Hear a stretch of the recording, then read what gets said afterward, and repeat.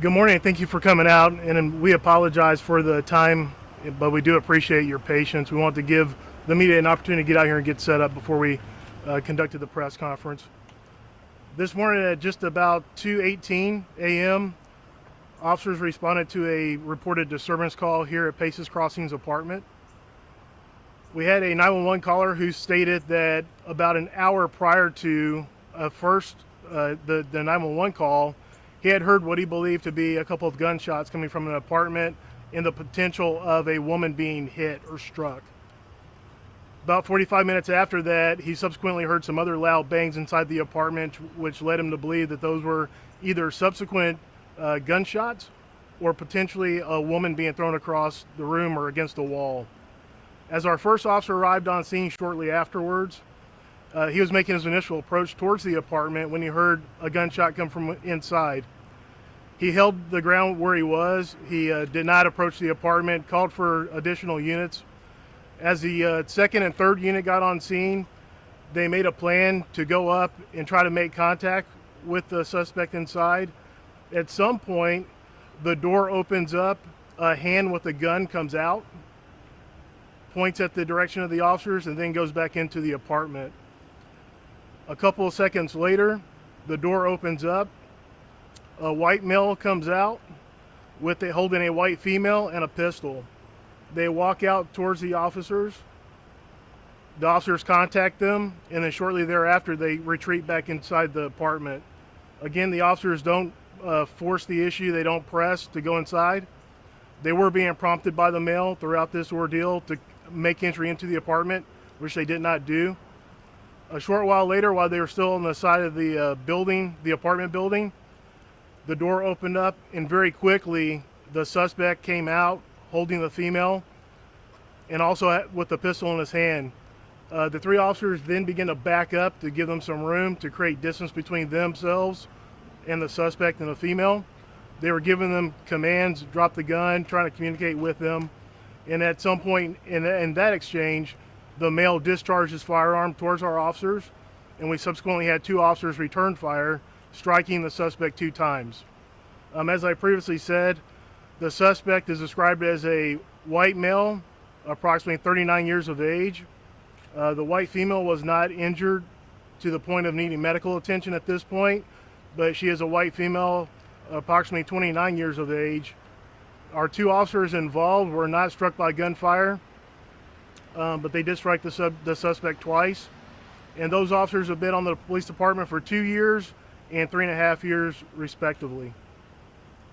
I think this highlights the ongoing dangers that we're seeing with domestic violence calls, and also, with the firearm being involved and him shooting at our police officers as they're responding is also something to be highlighted as well. We did check all the surrounding apartments. We did find some bullet strikes that came from within our suspect apartment into another one, and those are the shots that were believed to have been fired prior to the 911 call. We contacted the Texas Rangers who are out. They're going to be conducting the criminal investigation. We're going to have a subsequent internal affairs investigation going on simultaneously, and then both of the officers will be placed on administrative leave effective immediately until the investigation is complete. That's the very basic preliminary information that we have at this time, the facts as we don't know them now. As we get more information from the Rangers, we'll release what's appropriate to release at that time.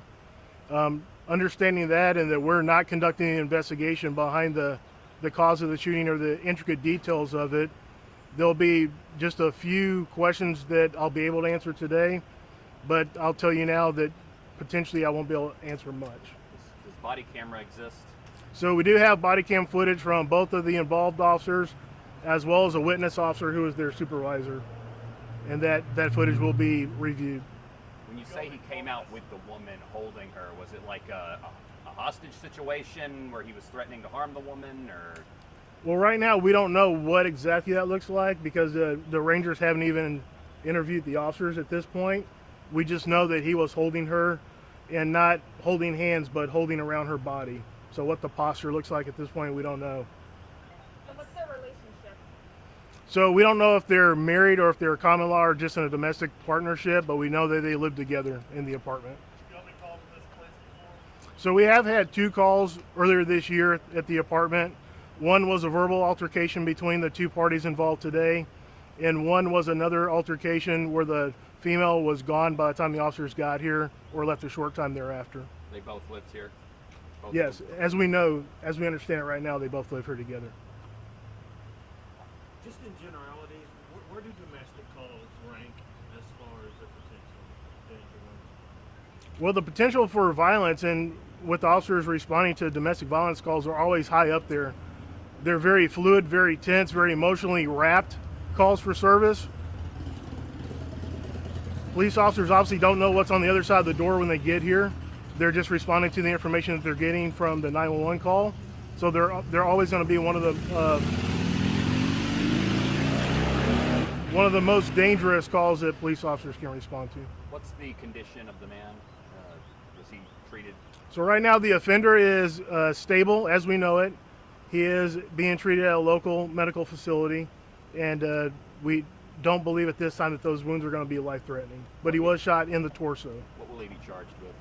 So at this point, that's going to be up to the Texas Rangers once they complete their investigation on what appropriate charges, and they'll be working in coordination with the Denton County District Attorney's Office for that.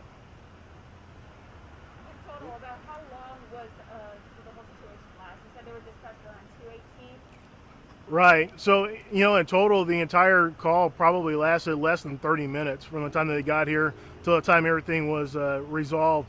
I will tell you, as soon as the officers discharged their weapon, the suspect fell. They went over, immediately moved the female away from the suspect. They recovered the suspect's firearm, removed that out of the situation, and immediately started rendering first aid to him and called for Denton Fire Rescue, who came and subsequently transported him. Just so we can let our guests know, will there be any more updates today? So there won't be any more live updates. We will be putting out a written release here in a little bit. And then, like I said, if we get any other pertinent information, we'll release it later today. So you received a call around 2 a.m. Officers arrived around what time? The call came in about 2:18. That's when the officers were dispatched. And the first officer was on scene within a couple minutes. And then the gentleman comes out, and the suspect comes out, shows a gun, goes back inside, and then at some point fires at officers. Is that correct? Right, so there's 3 different interactions they have. The initial time the suspect sticks his hand out with the gun, doesn't fire it, but points it at the officers, goes back in. He comes out with the female and the gun a second time, doesn't fire at the officers, goes back in. The third time they come out of the apartment, he's holding the female, and he actually points and discharges the firearm at the officers, and then the officers return fire. So they return. They return.